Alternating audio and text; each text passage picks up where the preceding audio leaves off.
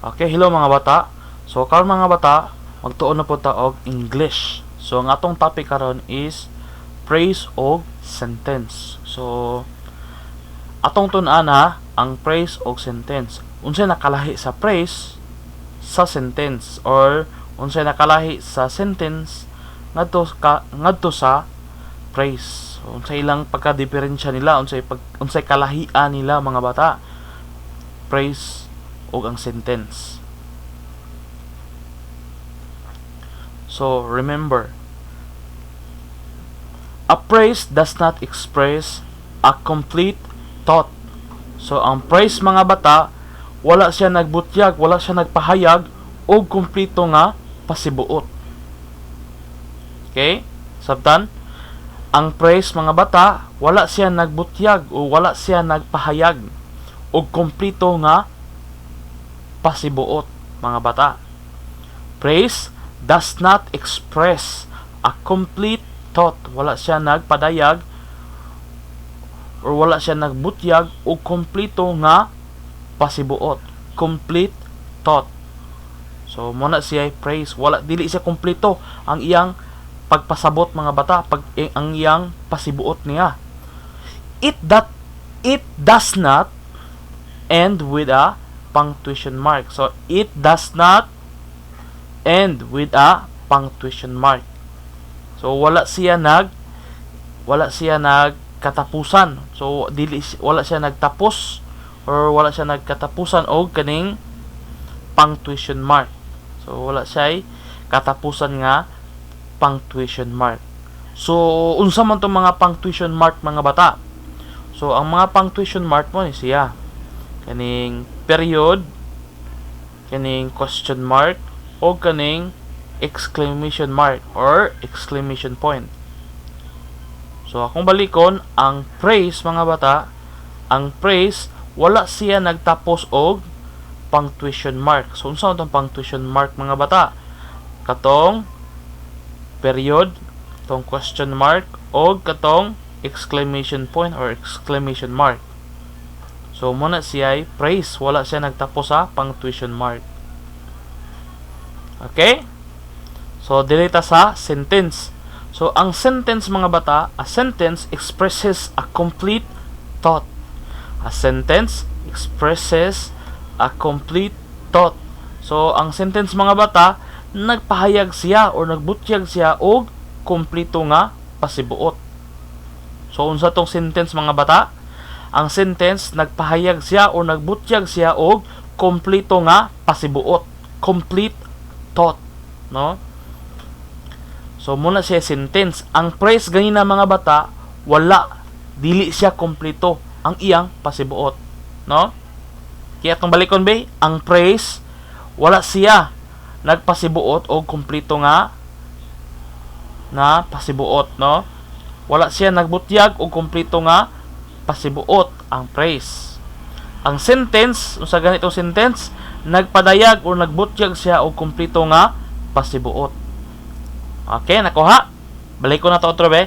Ang phrase wala siya nagpahayag o wala siya nagbutyag og kompleto nga pasibuot. Dili siya kompleto nga pasibuot mga bata ang phrase. Pero ang sentence mga bata nagpadayag o nagbutyag siya og kompleto nga pasibuot. Kompleto ang iyang pasibuot niya. Muna siya sentence. So ang sentence mga bata, it starts with a capital letter. So ang sentence mga bata, nagsugod siya og capital letter. Dako nga litra mga bata. So muna sentence, nagsugod siya, kung makabantay mo sa sentence mga bata, nagsugod jud siya sa capital letter. Dako nga litra. Parehoan niyo, parehoan na. Paroon ng a or a. Tanawa, di ba capital letter na siya. So muna siya mga bata, magsugod siya sa capital letter. Okay, it ends with a period. So ang sentence mga bata, nagtapos siya or ang iyang katapusan mga bata is period or a question mark or an exclamation mark or point, exclamation point or exclamation mark. So muna yung mga simbolo niya mga bata. Kana mo na yung mga simbolo. Mo na exclamation point or exclamation mark. Or pwede pod question mark. Kani mo na yung simbolo. Question mark. Or kaning period, mga bata, tuldok. So mo na yung katapusan niya mga bata. So ang katapusan sa sentence mga bata na ay period, pwede pod question mark, o pwede pod exclamation point. So muna say sentence mga bata. Okay, read with your teacher the following groups of words. Which group has phrases? Which group has sentences? Okay, kaning sa A, kani A is phrases ni siya mga bata. Kaning dire sa A mo ni ang mga phrases. So mo ni siya ang mga phrases mga bata. So ang phrases niya mo ni siya sa letter A. So number 1, look for water. Number 1, look for water. So mo ni ang example sa phrases. So this is the example of phrases. Number 1, look for water. Look for water. So nakabantay mo nga wala siya period sa katapusan, no? Nakabantay mo diri wala siya period, no? Wala pud siya question mark o wala pud siya exclamation point or exclamation mark. Di ang iya pong permiro mga bata, ang iyang permiro sa iyang letter, no? Kabantay mo sa iyang letter diri sa permiro niya. So nakabantay mo nga small letter lang siya. So dili siya capital letter, dili dako ba, no? Small letter lang siya, dili siya dako, dili siya capital letter. Din wala pud siya ang iyang katapusan, wala pud siya punctuation mark. Wala siya question mark, wala siya exclamation mark or exclamation point, wala pud siya period or tuldok. So pasibot ani mga bata, praise ni siya, no? Praise na look for water. Kung sa Bisaya pa, nangita og tubig. Nangita og tubig. Okay, mangutana ko mga bata, kompleto ba ang iyang pasibuot? Kompleto ba ang iyang pasibuot? Nangita og tubig. Kompleto ba na? Dili. So, dili kompleto, no? Nangita og tubig. So, dili na siya kompleto mga bata. So, pasibot ang mga bata, kadili man kompleto ang iyang pasibuot mga bata, so praise na siya, no? Praise. Okay, number 2, near the well. Near the well. So, near the well. So, duol sa kanang atabay. Mingon gani ka og well mga bata, atabay. So, near the well. Near gani mga bata, duol. Duol sa atabay. Near the well. Duol sa atabay. So, duol sa atabay. So, dili kompleto ang iyang pasibuot mga bata. Sabtan nyo mga bata, dili kompleto ang iyang pasibuot. Near the well. So, dili kompleto ang iyang pasibuot mga bata, no? Kung nakabantay mo, duol sa atabay. So, kadili man kompleto ang iyang pasibuot, praise na siya. Okay? Praise. Okay, number 3, pick some stones. Pick some stones. Punit ko noog uban nga mga bato. Magpunit og uban nga mga bato. Magpunit uban og mga bato. So mamunit. Mapunit ka og uban nga mga bato. Some stones, uban nga mga bato. So mamunit og ubang mga bato. Pick some stones. Mamunit og uban nga mga bato. Stones, bato. So mamunit, pick. So kompleto ba ang iyang pagpasibuot mga bata? Kompleto ba ang iyang pagpasibuot? Ha? Kompleto ba ang iyang pasibuot? So dili kompleto ang iyang pasibuot mga bata, ang iyang pagpasabot. So pick, punit og ubang mga bato. So dili siya kompleto. Pag dili siya kompleto mga bata ang iyang pagpasabot or ang iyang pasibuot, so praise na siya mga bata. Praise na siya, no? Busa, praise na siya, no? Number 4, okay, katapusan nga example. So number 4 ang katapusan nga example sa praise. My beak. My beak. My beak. So unsa tong beak mga bata? So ang beak sungo, no? Sungo sa langgam, sungo sa manok. So, kita na mo sungo.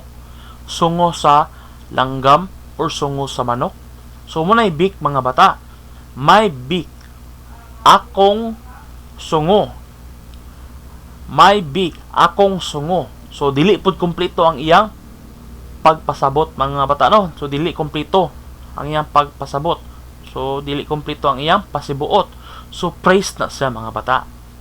Okay. So kung nakabantay mo sa praise mga bata, so nakita ninyo, di ba? Naiupat diri ka mga praises, no? Naiupat ka mga praises diri So 1 2 3 4. So nabantayan ninyo sa mga praises nga wala siya nagsugod og capital letter, no? Kabantay mo, di ba small letter ni siya? Natawa, small letter po diri kani po small letter, then kani po small letter. So nakabantay mo nga small letter lang siya, dili siya capital letter. So pag small letter gani siya mga bata, nagsugod lang siya sa small letter, dili na siya sentence. Dili siya sentence unya ang iya pong pagpasibuot dili kompleto, surprise na siya. Okay? Basta dili wala nagsugod sa capital letter, ha? Wala siya nagsugod sa dako nga litra. Wala nagsugod sa dako nga litra or capital letter. Unya, dili pud kompleto ang iyang pagpasabot or dili kompleto ang iyang pasibuot. So, praise na siya. Praise na siya mga bata, ha? Okay, mo na example sa praise. So, sa number 1, look for water. Number 2, near the water. Near the well. Okay, number 2, balik ko na ko ha. Near the well. Okay? So, number 3, pick some stones. Pick some stones. Number 4, my beak. My beak. So, kana sila ang mga example sa mga phrases. Dili kompleto ang pasibuot. Unya, wala pod nagsugod sa capital letter. Wala nagsugod sa dako nga litra. Small lang yung gigamit, no? Small letter lang, oh. Small letter. Small letter. Small letter. Gagmay lang nga litra ang iyang gigamit. So, praise na siya. Okay, dirita. Sunod, dirita sa B. Okay, kaning sa B, mga bata, kaning grupo sa B, mo ni ang sentence. Kaning grupo sa B, mo ni ang sentence. Okay? Sa group B, sa grupo sa B, mo ni ang sentence. Okay, example. Number 1. The crow look for water. Period. The crow look for water. Period. So, ang uwak, crow gani mga bata, uwak. Ang uwak, nangita og tubig. Ang uwak, nangita og tubig. The crow look for water. So, ang uwak, nangita og tubig. Then, period. So, kumpleto ang iyang pasibuot mga bata. Nakabantay mo, ang uwak, nangita og tubig. So, kumpleto ang iyang pasibuot. Pagpasabot mga bata. Ang uwak, nangita og tubig. The crow look for water. So, kumpleto siya. Pag kumpleto gani ang pasibuot mga bata, sentence na siya. Ha? Unya, ang iyang katapusan mga bata, na siya'y punctuation mark. Pag na siya'y katapusan sa punctuation mark, so nakita ninyo ang iyang katapusan, no? Na siya'y punctuation mark nga period. No? Period ang iyang gigamit nga punctuation mark. Unya, nakabantay mo sa iyang permiro na ay capital letter, na ay dako nga litra. Kabantay mo, ano ang T, tanawa ng T, oh, letter T. Tanawa ng letter T, di ba? Capital letter, dako nga litra. So, pasibot ani mga bata na si capital letter ug ang iyang katapusan pod na ay period, na ay punctuation, na siya ay punctuation mark or kanang gigamit siya og period. So pasibot ani mga bata, kompletot na siya. Nya nagpahayag pod siya og kanang kompleto nga pasibuot ba. So sentence na siya mga bata, no? So sentence na siya mga bata kay na ay capital letter, na tanawang letter T, o na capital letter sa permiro, o ang iyang katapusan na ay period. So pasibot ani mga bata, sentence na siya. Na kompleto pud ang iyang pasibuot or pagpasabot. So complete ako na siya. Kaning complete sentence siya kay kompleto man ang pagpasibot. So sentence na siya mga bata. Okay, sentence ni siya ha. Sentence ni siya kay na ay capital letter ug ang iyang katapusan na ay period. Awa na ay period. Okay? Number 2. There was a pitcher near the well. There was a pitcher near the well. There was a pitcher near the well. So naay pitsil. Mingon gani ka og pitcher mga bata, pitsil, no? Kita naman sa mo pitsil, no? Kanang sudlanan sa tubig ba? Di ba kunong miinom tag tubig sa tong balay nato? So natay pitsil, sudlanan og tubig. So mo na say pitcher, pitsil sa Bisaya. So nakunoy, so naay pitsil near duol sa atabay. There was a pitcher near the well. Naay pitsil duol sa atabay. So kompleto ang iyang pasibuot mga bata, no? Kompleto ang iyang pasibuot niya, ang iyang pagpasabot. Kay naamay pitsil duol sa atabay. So kompleto siya ang iyang pasibuot. Unya nagsugod pud siya sa capital letter, no? Diri sa tanawan ng iyang kuano, letter T sa permiro niya, no? So na siya ay capital letter, dako nga litra. Unya ang iyang katapusan niya na ay punctuation mark. Unsa may gigamit niya nga punctuation mark? Mao ni ang period. So pasibot ani mga bata kay kompleto pud ang iyang pagpasabot or ayang pasibuot niya. Unya na pud siya capital letter sa permiro, na siya capital letter ug na po'y period sa katapusan. Pasibot ana mga bata, sentence ni siya. Okay? Sentence ni siya ha. Kay kompleto man ang iyang pasibuot niya, unya na pud siya capital letter, dako nga letra ug ang iyang katapusan na apoy period. So capital kana siya. Kaning capital ni noon. Kana siya, sentence na siya, no? Sentence na siya tungod kay na siya capital letter ug ang iyang katapusan na ay punctuation mark. Ang iyang gigamit nga punctuation mark mao ang period. Okay? So this is sentence. Sentence ni siya mga bata. Okay, number 3 na ta. The crow picked some stones. The crow picked some stones. Ang uwak namunit og ubang mga bato. So ang uwak namunit og ubang mga bato, some stones. The crow picked some stones. Ang uwak namunit og ubang mga bato, stones, mga bato, stones, mga bato, daghan ba? Daghang mga bato, stones. So ang uwak namunit og ubang mga bato. So kompleto ang iyang pasibuot mga bata. Di ba? Kabantay mo, kompleto ang iyang pasibuot. Ang uwak namunit og ubang mga bato.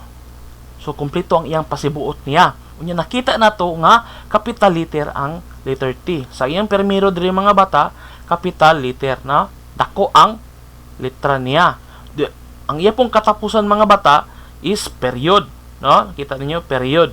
So sentence ni siya mga bata. Kompleto iyang pasibuot, na capital letter niya sa permiro ug iyang katapusan na ay period. So sentence na siya mga bata.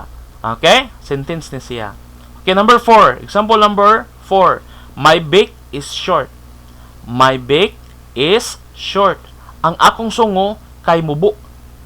Ang akong sungo kay mubo. My beak is short. Short gani mga bata, mubo. Ang akong sungo kay mubo. My beak is short. Ang akong sungo kay mubo. Short. My beak is short, mubo. So kompleto gyapon ang iyang pasibot mga bata. Kang iyang kunong sungo mubo. Kay mubo kuno ang iyang sungo niya. So kompleto gyapon ang iyang pagpasibuot. So makita ninyo ang M pod mga bata, ang litrang M is capital letter. So capital letter ang M, dako siya, no? Capital letter. Unyang iyang katapusan niya is na siya ay period. Nigamit siya og period. Na siya ay punctuation mark. So complete sentence na. Kuan na siya mga bata. Complete sentence. Kaning sentence na siya mga bata. Kaya nga naman, complete thought man siya. No? Complete thought man. So, pag complete thought, or kompleto ang iyang pagpasibuot, unya na po siya capital letter, unya na siya period, so kuan na siya, sentence na siya. Okay?